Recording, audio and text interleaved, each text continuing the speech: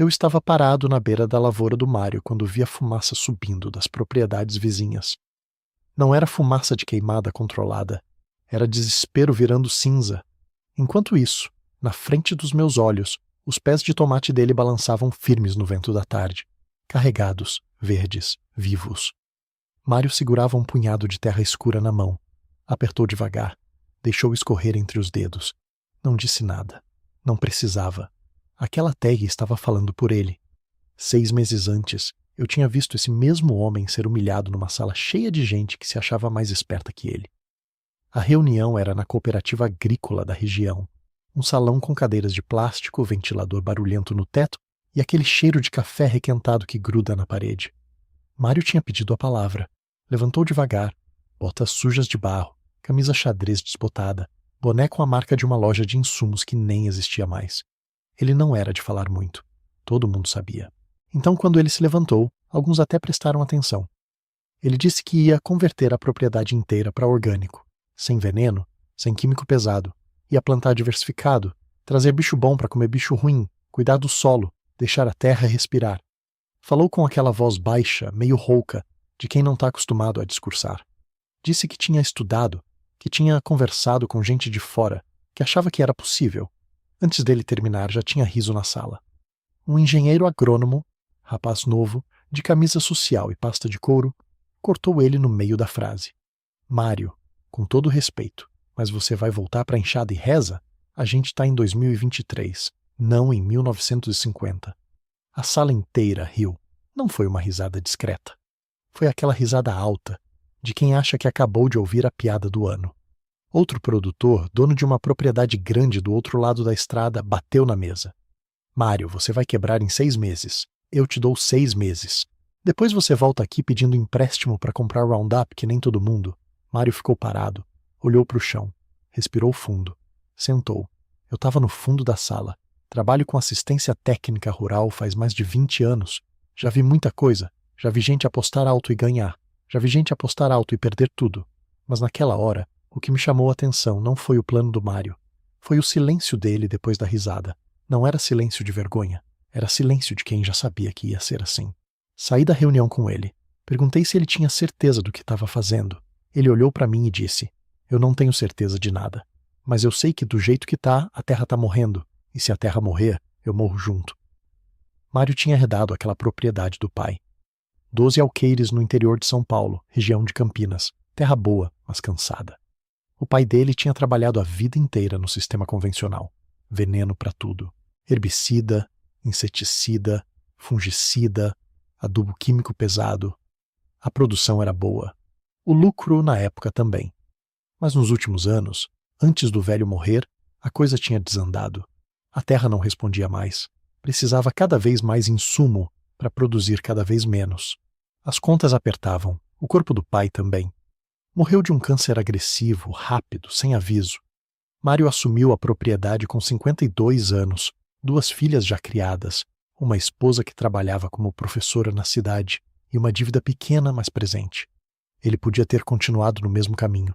Podia ter tocado o barco como sempre, mas alguma coisa nele tinha mudado. Ele começou a ler. Comprou uns livros sobre agroecologia, baixou artigos da internet, entrou em grupo de WhatsApp com técnicos de outras regiões, fez um curso online sobre manejo orgânico. Anotava tudo num caderno velho de capa dura, letra miúda, desenhos de canteiro, lista de plantas companheiras, ciclo de insetos. Ninguém sabia disso. Ele não saía contando. Quando ele anunciou a conversão, a família ficou preocupada. A esposa, Célia, perguntou se não era arriscado demais. As filhas ligaram, pediram para ele pensar melhor. Mas Mário já tinha decidido. Pegou um empréstimo pequeno no banco, o suficiente para aguentar os primeiros meses sem colheita, e começou. A primeira coisa que ele fez foi parar de aplicar veneno. Completamente. De uma hora para outra. Os vizinhos acharam que ele tinha enlouquecido. Você vai ver a praga comer tudo, disseram. Mas Mário não estava improvisando. Ele tinha um plano. Começou a plantar faixas de vegetação nativa entre os canteiros. Trouxe flores que atraem joaninha, vespa parasita, bicho lixeiro. Soltou alguns predadores naturais que comprou de um fornecedor especializado. Fez compostagem com os restos da própria lavoura. Ajustou a irrigação para não encharcar, não ressecar. Plantou tomate, pimentão, alface, couve, tudo junto, misturado, do jeito que a natureza faz. Os primeiros meses foram silenciosos. A lavoura dele parecia mais lenta que as dos vizinhos. Enquanto os outros já estavam colhendo, ele ainda estava preparando. As plantas dele eram menores, mais frágeis na aparência. Mas ele não se abalou. Célia, de vez em quando, perguntava como estavam as contas. Ele respondia que estava apertado, mas que ia dar certo. Ela acreditava nele. Ou fingia acreditar. Difícil saber. Eu passei lá algumas vezes. Mário me mostrava os canteiros, os bichos, a terra. Pegava um punhado, mostrava a textura, o cheiro. Tá vendo? Tá viva. Antes era pó. Ele tinha razão. A terra dele tinha mudado. Estava mais escura, mais úmida, mais solta. Mas isso não pagava conta. Os agrônomos da cooperativa comentavam. Coitado do Mário, daqui a pouco ele desiste. O produtor grande, aquele que tinha apostado 6 meses, ria sempre que cruzava com ele na cidade. E aí, Mário, já voltou pro veneno? Mário não respondia. Só cumprimentava e seguia. Mas tinha um detalhe que ninguém estava prestando atenção. A praga estava chegando. Era uma espécie de lagarta que atacava principalmente tomate e pimentão. Tinha aparecido em outras regiões do estado e os técnicos já tinham avisado que era questão de tempo até chegar ali. A recomendação oficial era aumentar a aplicação de inseticida, usar produto mais forte, fazer rotação de princípio ativo para evitar resistência. Todo mundo se preparou. Compraram veneno. Estocaram. Alguns até anteciparam a aplicação por precaução. Mário não comprou nada. Quando a praga chegou, chegou com força. Em 2 semanas estava em todas as propriedades da região. Os produtores entraram em pânico. Aplicaram veneno. Aplicaram de novo. Dobraram a dose. Alguns até misturaram produtos diferentes, tentando garantir. No começo, pareceu que ia funcionar. As lagartas morriam. As lavouras continuavam de pé. Todo mundo respirou aliviado, menos o Mário. Ele estava na lavoura dele, observando. Viu algumas lagartas, sim, mas viu também as joaninhas comendo os ovos. Viu as vespas parasitando as larvas. Viu os pássaros que tinham voltado a frequentar a área, porque não tinha mais veneno, caçando os insetos. O sistema dele estava funcionando. Devagar, mas funcionando. Enquanto isso, nas propriedades vizinhas, algo estranho começou a acontecer. As lagartas voltaram. 3 semanas depois da primeira aplicação, os produtores começaram a ver os mesmos sinais. Folhas mordidas, frutos furados, larvas se arrastando pelos caules. Só que dessa vez, em número maior. Aplicaram de novo, aumentaram a dose, misturaram produtos, chamaram os técnicos da cooperativa. Os técnicos recomendaram trocar o princípio ativo, usar algo mais forte, fazer aplicação noturna para pegar as lagartas na hora que elas saem para comer. Fizeram tudo isso. E a praga continuou. Foi aí que o desespero começou a virar pânico. Porque não era só a praga que estava resistindo. As plantas também estavam começando a mostrar sinais de estresse. Folhas amareladas, crescimento travado, frutos pequenos deformados. Alguns pés simplesmente murcharam e morreram, sem explicação clara.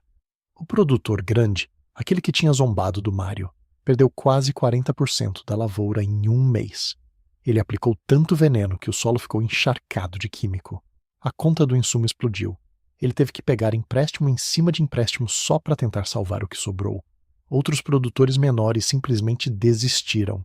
Arrancaram tudo, queimaram, deixaram a terra parada esperando a próxima safra, torcendo para a praga ir embora. Enquanto isso, na propriedade do Mário, a história era outra. Ele teve lagarta, sim, mas nunca em quantidade suficiente para destruir a lavoura. O ecossistema que ele tinha construído estava funcionando. As joaninhas botavam ovos perto das colônias de pulgão e as larvas delas comiam os pulgões antes que virassem problema. As vespas parasitas colocavam os ovos dentro das lagartas e quando as larvas nasciam comiam a lagarta por dentro. Os pássaros voltaram porque não tinha veneno e eles caçavam os insetos maiores. Até as aranhas ajudavam, tecendo teias entre as plantas, pegando o que passava.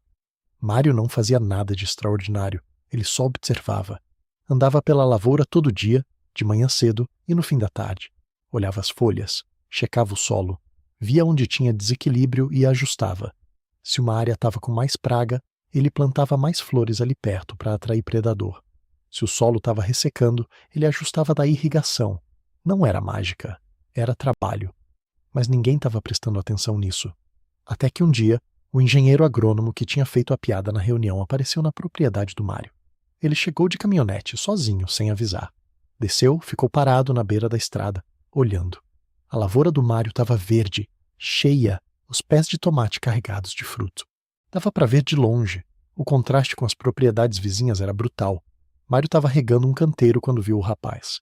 Desligou a bomba, limpou as mãos na calça, foi até ele. O agrônomo não cumprimentou direito. Só perguntou: "Como você está conseguindo?" Mário deu de ombros. "Não sei se eu estou conseguindo. Eu só estou fazendo diferente." "Diferente como?" "Sem veneno." O rapaz olhou para o chão. Respirou fundo. "Eu vim aqui porque eu preciso entender. A gente está perdendo tudo. E você está colhendo." Mário não respondeu na hora. Ficou olhando para a lavoura, para o trabalho dele, para o que ele tinha construído em silêncio enquanto todo mundo ria. Depois disse: "Você quer entrar?" Eles andaram pela propriedade por mais de 1 hora. Mário mostrou os canteiros, explicou o sistema, falou das plantas companheiras, dos predadores naturais, da rotação, da compostagem. O agrônomo fazia perguntas. Anotava no celular. Em alguns momentos parecia genuinamente impressionado. Em outros, parecia envergonhado. No final, antes de ir embora, ele disse: "Eu te devo um pedido de desculpas." Mário balançou a cabeça. "Não me deve nada. Você acreditava no que te ensinaram. Eu também acreditei por muito tempo. Mas eu ri de você." "Eu sei." O rapaz entrou na caminhonete, deu a partida, mas antes de sair, abaixou o vidro. "Posso trazer mais gente aqui? Tem produtor pedindo ajuda. Ninguém sabe mais o que fazer." Mário pensou por um instante. Depois acenou que sim. Nos dias seguintes, a propriedade dele virou ponto de visitação. Não era multidão, mas todo dia aparecia alguém. Produtores curiosos, técnicos querendo entender, gente que tinha perdido tudo e estava tentando achar um caminho novo. Mário recebia todo mundo. Mostrava o que fazia. Explicava com paciência. Não cobrava nada. Não vendia curso. Não fingia que tinha segredo. Ele só dividia o que tinha aprendido. Mas nem todo mundo aceitou bem. O produtor grande, aquele que tinha apostado que Mário ia quebrar em 6 meses, não apareceu. Ele ficou na propriedade dele, tentando salvar o que sobrou, aplicando cada vez mais químico, entrando cada vez mais fundo no vermelho. Quando cruzava com Mário na cidade, desviava o olhar. Não cumprimentava. Teve gente que comentou que Mário tinha dado sorte, que a praga não tinha atacado ele com força, que o solo dele era diferente. Sempre tem quem prefere inventar desculpa do que admitir que errou. Mas a verdade estava ali, visível, concreta. A lavoura do Mário produziu. E produziu bem. Quando chegou a hora da colheita, ele encheu 3 caminhões de tomate, pimentão, alface e couve. Tudo orgânico certificado. Ele tinha feito o processo de certificação meses antes, quando ninguém acreditava que ia dar certo. Agora, aquele selo valia ouro. Vendeu tudo para uma rede de mercados que pagava premium por produto orgânico. O preço foi quase o dobro do convencional. Ele pagou o empréstimo, pagou as contas atrasadas. Sobrou. Célia, a esposa, chorou quando ele mostrou o extrato da conta. Não era choro de tristeza. Era alívio. Era orgulho. Era a sensação de que a aposta tinha valido. As filhas ligaram, parabenizaram. Uma delas, a mais nova, disse que estava pensando em largar o emprego na cidade e voltar para ajudar o pai. Mário não respondeu na hora, mas a ideia ficou. A cooperativa, aquela mesma onde ele tinha sido humilhado, convidou ele para dar uma palestra. Ele aceitou. Não porque queria se vingar, mas porque tinha gente precisando ouvir. No dia da palestra, o salão estava cheio, mais gente do que na reunião anterior. Mário subiu no pequeno palco improvisado. Ficou parado por alguns segundos, olhando para a plateia. Reconheceu vários rostos. Alguns que tinham rido, outros que tinham duvidado, alguns que tinham sumido. Ele começou devagar. Contou a história da propriedade, falou do pai, da terra cansada, da decisão de mudar, das dúvidas, do medo, da solidão. Não escondeu nada. Falou da praga, de como ele tinha visto as lavouras vizinhas colapsarem enquanto a dele resistia. Explicou o porquê. Não era sorte.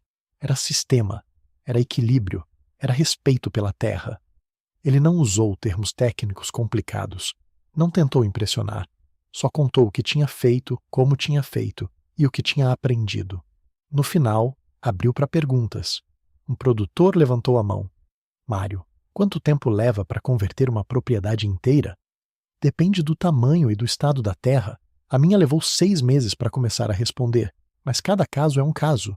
Outro perguntou: e se a gente não tiver dinheiro, para que aguentar esse tempo? Mário respirou fundo. Eu também não tinha. Eu peguei empréstimo pequeno e fui com o que dava. Tem que planejar, tem que ser realista. Mas dá. Uma mulher, produtora de uma propriedade menor, perguntou: você acha que qualquer um consegue fazer o que você fez? Mário olhou para ela. Eu acho que qualquer um que tiver disposição para aprender, paciência para esperar e coragem para aguentar a pressão consegue. Não é fácil, mas é possível. A sala ficou em silêncio por alguns segundos. Então, lá do fundo, alguém começou a bater palma. Devagar. Outros acompanharam.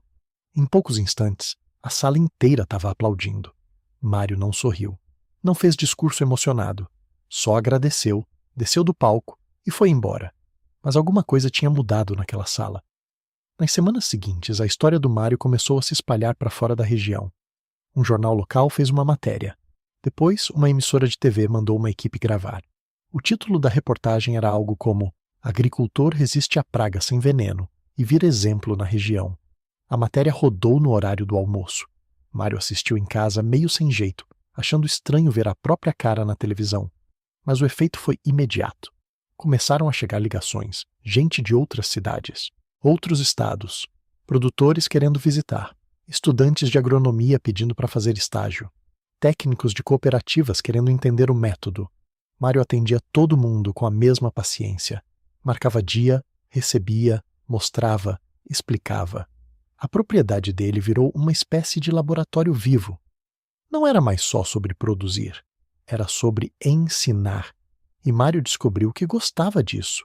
Gostava de ver o olho da pessoa acender quando entendia. Gostava de responder às perguntas. Gostava de sentir que o conhecimento dele, aquele que tinha sido ridicularizado, agora estava ajudando outras pessoas a não cometerem os mesmos erros. Mas nem tudo era festa. O produtor grande, aquele que tinha apostado contra o Mário, entrou em recuperação judicial. A dívida com fornecedores de insumo tinha ficado impagável. Ele tentou vender parte da terra, mas ninguém queria comprar. O solo estava contaminado, morto, precisava de anos de recuperação. A família dele se desfez, a esposa foi embora. Os filhos pararam de falar com ele. Ele ficou sozinho numa casa grande, cercado de terra improdutiva e conta atrasada. Teve gente que disse que ele mereceu, que foi arrogante, que desprezou quem tentou fazer diferente, que pagou o preço da soberba. Mas Mário não pensava assim. Um dia, ele foi até a propriedade do homem, bateu no portão, esperou, demorou, mas o produtor apareceu. Estava mais magro, barba por fazer, olheira funda. Olhou para o Mário com uma mistura de vergonha e raiva. O que você quer aqui? Mário tirou-se o boné, segurou na mão. Vim ver se você precisa de ajuda. O homem deu uma risada seca, sem humor. Ajuda? Você veio me humilhar, é isso? Não, eu vim oferecer ajuda de verdade. Silêncio. O produtor olhou para o chão, respirou fundo. Quando levantou o rosto de novo, os olhos estavam vermelhos. Eu perdi tudo, Mário. Tudo. E você? Você estava certo o tempo todo. Mário balançou a cabeça. Eu não estava certo. Eu só fiz diferente. E deu certo para mim. Mas isso não quer dizer que eu sou melhor que você. Você é sim. Eu ri de você. Eu te chamei de atrasado. E agora eu tô aqui, quebrado. E você tá de pé. Mário deu um passo à frente. Você quer continuar se lamentando ou você quer tentar de novo? O homem ficou parado, processando. Tentar como? Eu não tenho dinheiro. Não tenho crédito. A terra tá morta. A terra não tá morta. Ela tá doente. Mas dá para recuperar. Vai levar tempo, mas dá. E como eu vou pagar isso? Você não vai. Eu vou te ajudar de graça. Você me ajuda com a mão de obra e eu te ensino o que eu sei. Quando você voltar a produzir, a gente acerta. O produtor olhou para o Mário como se estivesse vendo um fantasma. Por que você está fazendo isso? Mário colocou o boné de volta. Porque eu lembro como é ficar sozinho e porque eu não ganho nada vendo você afundar. Levou 3 meses para começar a recuperação daquela terra. Mário ia lá 2 vezes por semana. Ensinava o básico, compostagem, cobertura morta, plantio de leguminosas para fixar nitrogênio, rotação, paciência. O produtor trabalhava calado, suado, sem reclamar. Ele tinha perdido a arrogância. Agora ele só queria aprender. Aos poucos a terra começou a responder. Não era rápido, não era milagroso, mas era real. Os primeiros canteiros voltaram a produzir. Pequeno, mas produzindo. O homem ligou para o Mário num domingo de manhã, voz embargada, dizendo que tinha colhido os primeiros tomates. Mário foi até lá, viu os frutos. Eram pequenos, meio tortos, mas estavam lá, vivos. O produtor segurou-lhe um tomate na mão, olhou para ele como se fosse a coisa mais preciosa do mundo e disse: "Eu achei que nunca mais ia conseguir." Mário deu um tapinha no ombro dele. "Você conseguiu. Agora é só continuar." Enquanto isso, na propriedade do Mário, as coisas continuavam crescendo. Ele tinha expandido a área de plantio. Contratou 2 ajudantes fixos, rapazes jovens da região que queriam aprender. A filha mais nova, aquela que tinha falado em voltar, voltou mesmo. Largou o emprego na cidade, voltou para o campo, assumiu a parte administrativa. Ela organizou as vendas, fez contato com mais mercados, criou uma página nas redes sociais mostrando o trabalho deles. A coisa profissionalizou. Célia, a esposa, que sempre tinha apoiado em silêncio, agora trabalhava na produção de conservas e geleias com os produtos da horta. Vendia na feira, em lojinhas locais, para conhecidos. Virou uma renda extra, pequena, mas constante. A propriedade não era mais só uma lavoura. Era um organismo vivo, funcionando, gerando renda, ensinando, inspirando. Mas o impacto maior não estava só ali. Outros produtores da região começaram a converter. Devagar, com medo, mas começaram. Primeiro um, depois outro, depois mais 3. A cooperativa criou um grupo de trabalho sobre agricultura orgânica. O mesmo engenheiro agrônomo que tinha rido do Mário agora coordenava esse grupo. Ele tinha virado um dos maiores defensores da transição, não por marketing, mas porque tinha visto a diferença na prática. A praga, aquela que tinha devastado a região, continuou existindo, mas agora, com mais propriedades equilibradas, com menos dependência de químico, ela não causava mais o estrago de antes. O ecossistema estava se reequilibrando. Aos poucos. Mas estava. Teve uma reunião na cooperativa, quase um ano depois daquela primeira onde Mário tinha sido humilhado. Dessa vez, ele não pediu a palavra. Ele foi convidado a falar. Subiu no palco, olhou para a plateia, viu rostos conhecidos, rostos novos, rostos que antes duvidavam e agora escutavam. Ele não fez discurso bonito, não falou de revolução, de movimento, de futuro glorioso. Ele só disse: "Eu não vim aqui para provar que eu estava certo. Eu vim porque eu acredito que a gente pode fazer melhor. Não é sobre ser contra o sistema. É sobre construir um sistema que funcione de verdade, que respeite a terra, que respeite quem trabalha nela e que dure." A sala ficou em silêncio. Depois, aplausos. Mas o momento que mais marcou o Mário não foi esse. Foi alguns dias depois, quando ele estava na lavoura, de manhã cedo, checando os canteiros, e viu o produtor grande chegando. O homem desceu da caminhonete, caminhou até ele, parou, ficou olhando a lavoura. "Bonito, né?" disse Mário. O homem acenou que sim. "Eu vim te agradecer." "Não precisa." "Precisa sim. Você me salvou, e eu não merecia." Mário limpou as mãos na calça, olhou para o homem. "Todo mundo merece uma segunda chance. Você só precisava aceitar." O produtor estendeu a mão. Mário apertou. "Eu vou conseguir pagar você um dia," disse o homem. "Não estou cobrando." "Eu sei, mas eu vou pagar, do meu jeito." E ele pagou. Meses depois, quando outro produtor da região entrou em crise, foi esse homem que ofereceu ajuda. Ensinou o que tinha aprendido. Passou adiante. Fez com o outro o que Mário tinha feito com ele, e assim a coisa foi se espalhando. Não como modismo, não como tendência, mas como necessidade, como sobrevivência, como respeito. A terra estava respondendo. As pessoas estavam aprendendo. O sistema estava mudando. E Mário, aquele homem de botas sujas e caderno velho, que tinha sido ridicularizado numa sala cheia de gente que se achava mais esperta, agora era respeitado. Não porque ele tinha vencido, mas porque ele tinha persistido, porque ele tinha acreditado quando ninguém acreditava, porque ele tinha oferecido a mão quando podia ter virado as costas. Ele não ficou rico, não virou celebridade, não abriu franquia, não vendeu curso online, não virou influenciador. Ele continuou sendo o Mário, agricultor, trabalhador, professor silencioso de quem queria aprender. Mas a vida dele tinha mudado, a terra tinha mudado, e aos poucos a região inteira estava mudando também. Tudo porque um homem de 50 e poucos anos, cansado de ver a terra morrer, Decidiu fazer diferente. E aguentou a pressão. E provou, com trabalho, paciência e dignidade, que era possível. 2 anos depois daquela reunião na cooperativa, eu voltei à propriedade do Mário. Não era visita de trabalho, era curiosidade pessoal. Eu queria ver com meus próprios olhos o que tinha acontecido com aquele homem que todo mundo tinha achado que ia quebrar. Cheguei de manhã cedo. O portão estava aberto.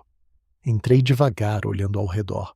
A primeira coisa que me chamou a atenção foi o barulho. Não era barulho de máquina, era barulho de vida.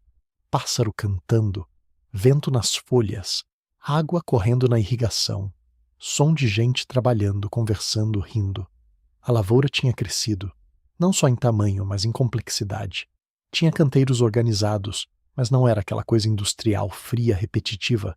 Era diverso, cores diferentes, alturas diferentes. Plantas que eu nem sabia que podiam crescer juntas, crescendo juntas. Mário estava agachado num canteiro, mexendo na terra com as mãos. Quando me viu, levantou, limpou as mãos na calça, sorriu.